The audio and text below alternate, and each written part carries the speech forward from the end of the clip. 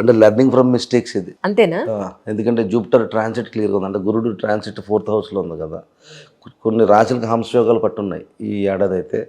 So that will be benefitable. నేను చెప్తా ఈ రాశుల గురించి. తప్పకుండా. కొన్ని నేను వీడియోలు చూసాను యాక్చువల్లీ, ఈ రాశుల వారికి 2026 అద్భుతం అని చెప్తున్నారు. బొంగేం కదా, అలా ఏముండదు. రైట్, అలాంటివి లేవంటారు. సరే సరే అయితే ఉండవు అవన్నీ మామూలు తమ్మునేల్స్ కోసం చేస్తారు వీడియోలో. అంతే కదా, చెప్తే నేను రోజు చేసుకోవచ్చు. అదే రైట్. సరే అయితే మొదలు పెట్టండి. అయితే ఎక్కడి నుంచి మొదలు పెడతారు? మేషం నుంచి వెళ్దాం. సో మేషం ఫస్ట్ కాబట్టి ఈగర్గా ఉంటారు. సో మేషానికి ఈ సంవత్సరం ది బెస్ట్ పాయింట్ ఏంటంటే, ఈ సంవత్సరం అన్ని రాశులకి కూడా ఇంపార్టెంట్ టైం పీరియడ్స్ చెప్తాను. ఇది కొంచెం చాలా జాగ్రత్తగా వినాలి. ఏదో ఉగాదికి పంచాంగం చేస్తున్నాం కదా, ఏదో కలిసి వచ్చేద్ది ఓడబుడిచేద్ది. మోడీ జీవితంలో ఎన్నో గదులు వెళ్ళిపోయినాయి, చిరంజీవి గారి జీవితంలో ఎన్నో గదులు పోయినాయి. ఉగాదికి అవమానాలు లేకపోతే రాజ్యపూజ్యాలు ఈయన ఎత్తుకుంటూ కూర్చోండి మన జీవితం పోతుంది. వాళ్ళు అలాగే ఉన్నారు కదా. సో ఉగాదిలో ఎవడకి గెలిచి వస్తే ఇప్పుడు 5 సంవత్సరాలు ఉంటుంది అక్క గవర్నమెంట్ పదవి. 5 సంవత్సరాల్లో 5 ఉగాదులు చేసుకుంటారు. ఏమైనా మారిపోతుంది సీఎం? అలా ఏం మారదు కదా. ఇప్పుడు జగన్ గారు చేసుకుంటే అయిపోతుంది సీఎం, ఏమి ఉండదు అవమానాలు లేకపోతే వేరే ఇవన్నీ కూడా లైఫ్లో అడ్జస్ట్మెంట్. గోచారం అనేది దీనికి నువ్వు ఏ ఫ్రేమ్ అయితేలో ఉన్నావో ఆ ఫ్రేమ్ నీ జాతకంలో బలం ఉన్నదంటే గోచారం తోడవుతుంది. అంతవరకు పనిచేయదు. నీ జాతకంలోనే బలం లేదు, నీ దశలో బలం లేదు, గోచారం వచ్చినప్పుడు ఇంకా పిండేద్ది. సో ఇలా ప్రిపేర్ అవుతుంది తప్పించి ఎక్కడో దగ్గర బలం ఉండాలి కదా. ఈ సంవత్సరం పర్టికులర్ ఇంపార్టెంట్ ఫ్యాక్టర్ ఏంటంటే అన్ని రాశులకి కూడా, ఇది మేషానికి సంబంధించి కాకుండా అన్నిటికీ కూడా ద టైం పీరియడ్ వచ్చి జూన్ నుంచి అక్టోబర్ వెరీ బెస్ట్ పీరియడ్. అక్కడ నుంచి గురుడు పూర్తిగా కర్కాటకంలోనే ఉంటున్నాడు. అంటే సింహానికి వెళ్లకుండా ముందు ఈ మిథునం నుంచి పరిపూర్ణంగా కర్కాటకంలో ఉన్నాడు. గురుడు ఎప్పుడైతే కర్కాటకంలో ఉన్నాడో that is very very positive side. మేషానికి వచ్చి ప్రాపర్టీస్ కొనుక్కోవాలనుకున్న వాళ్ళు, ప్రాపర్టీస్ మీద ఎక్కువ దృష్టి సారించిన వాళ్ళు, ఈ రియల్ ఎస్టేట్ రిలేటెడ్ ఈ వర్క్స్ ఎక్కువ చేస్తూ ఉంటారు. లేదా సర్జరీ కానీ, హాస్పిటల్స్ రిలేటెడ్ కానీ, ఇలా మ్యానుఫ్యాక్చరింగ్ యూనిట్స్ కానీ, ఆయుర్వేదిక్ స్పెషలిస్టులు, ఇలాంటి మెడికల్ రిలేటెడ్ అంతా వీళ్ళకి ఎక్కువగా ఉంటుంది. రియల్ ఎస్టేట్ రిలేటెడ్ ఎక్కువగా వీళ్ళు చేస్తూ ఉంటారు కాబట్టి వీళ్ళకి ప్రత్యేకించి లేకపోతే most of the kind of any kind of mass representation business related large scale industries మీద వెళ్తూ ఉంటారు వీళ్ళందరూ. సో ఇలా సివిల్ ఇంజనీర్స్ కానీ ఇలాంటి ఎవరైనా ఉన్నా ప్రాపర్టీస్ రిలేటెడ్ ఎవరైతే ఉన్నారో వాళ్ళందరికీ కూడా ఫ్యాంటాస్టిక్గా పనిచేస్తుంది. First of all real estate జోన్స్లో ఉన్న చాలా బాగా పనిచేస్తుంది. ఎడ్యుకేషన్ ఎవరైతే విదేశాలు వెళ్దాం ఈ కాలం ఉన్నది కదా, న్యూ రీసెట్టింగ్ అని చెప్పేసి కొత్త కోర్సెస్ చేసుకోవాలన్న వాళ్ళకి చాలా బాగా పనిచేస్తుంది. సో ఇక మ్యారేజ్లు ఇవన్నీ నేను మ్యారేజ్ కట్టడం అనేది లాస్ట్లో చెప్తాను. మెయిన్ ఎప్పుడు చేసుకోవాలంటే సంవత్సరం అంతా పనిచేసేది మీకు ఏమైనా నెక్స్ట్ ఉగాది దాకా, ఓన్లీ అక్టోబర్ నుంచి and June to October this is the very frame మంచి పీరియడ్. ఇది మొత్తం మీరు నెక్స్ట్ ఉగాది వరకు కూడా ఏది మంచి టైం అని అడిగితే ఈ జూన్ 2 నుంచి అక్టోబర్ మాక్సిమం ఎక్కడ వరకు మేష రాశి అన్నిటికీ అంతే. బట్ మేష రాశికి హంసయోగాలు ఉంటాయి. మేష రాశికి హంసయోగం, కొన్ని రాశులకి హంసయోగాలు ఉన్నాయి, అందులో మేషం ఒకటి. సో మేష రాశికి సంబంధించి ఎందుకన్నా డీప్ డౌన్ డీటెయిల్స్లో మీకు ఏలినాటి శని నడుస్తుందని చాలా వీడియోలు చేస్తారు. మేన రాశిలో ఏలినాటి శని ఉన్నది కదండి. ఏలినాటి శని మమ్మల్ని ఒక్కళ్ళనే కాదు బాబు, శని వక్రించి నడుస్తున్నాడు. అది జూన్ 2 నుంచి డిసెంబర్ 11వ తారీఖు దాకా ఉన్నది. అందరికీ వాయింపు అయిపోద్ది. సాటర్న్ అనేది మామూలుగానే పనిష్మెంట్ ప్లానెట్, డిలేడ్ ప్లానెట్. శని వస్తున్నాడంటే రకరకాల వీడియోస్ చేస్తూ ఉంటారు.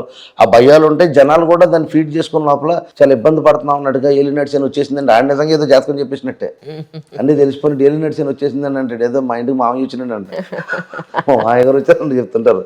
సో అలాగా ఏలినాటి శని గురించి అని కాదు కానీ విదేశాల్లో ఉన్న వాళ్ళకి ప్రత్యేకించి మేషరాశికి సంబంధించి 1000 స్థానాలు నడుస్తుంది కదా. విదేశాల్లో ఉన్న వాళ్ళకి ఎవరికన్నా కొంచెం టైట్ షెడ్యూల్స్ ఉంటాయి, కొంచెం ఇబ్బంది ఉంటుంది.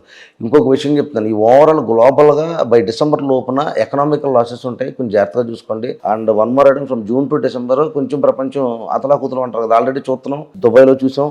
ఇంకా ముందు ఇంకా చాలా ఘట్టాలు ఉన్నాయి. కొంచెం జాగ్రత్తగా దూర ప్రాంతాల్లో ఉన్న వాళ్ళు అత్యంత జాగ్రత్తగా ఉండండి.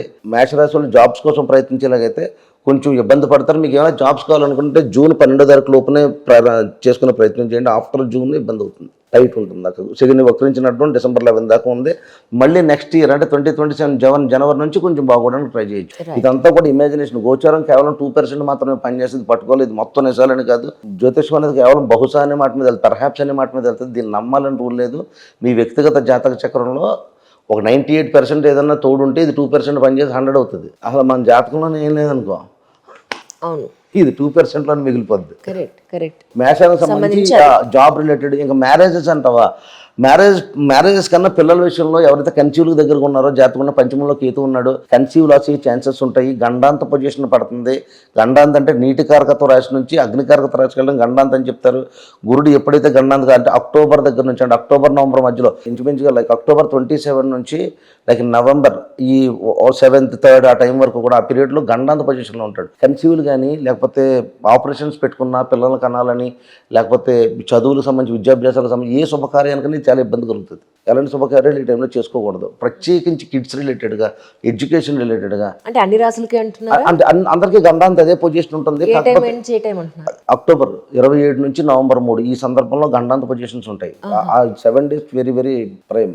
ఈ సంవత్సరం మొత్తానికి పనిచేయని రోజులు బ్యాడ్ డేస్ అంటే ఈ గండాంత పొజిషన్సే. అందరికీ కలిసి వచ్చే రోజులు ఇది. కలిసి మేష రాశి కంటే కొన్ని రకరకాలుగా కలిసి వస్తాయి. ఇప్పుడు మేషం ఒకటి, కర్కాటకం ఒకటి, మకరం ఒకటి, తుల ఒకటి, వీళ్ళందరికీ హంసయోగాలు పట్టినాయి. మిగతా మిడ్. నీకు ఒక హంసయోగం ఉన్నది.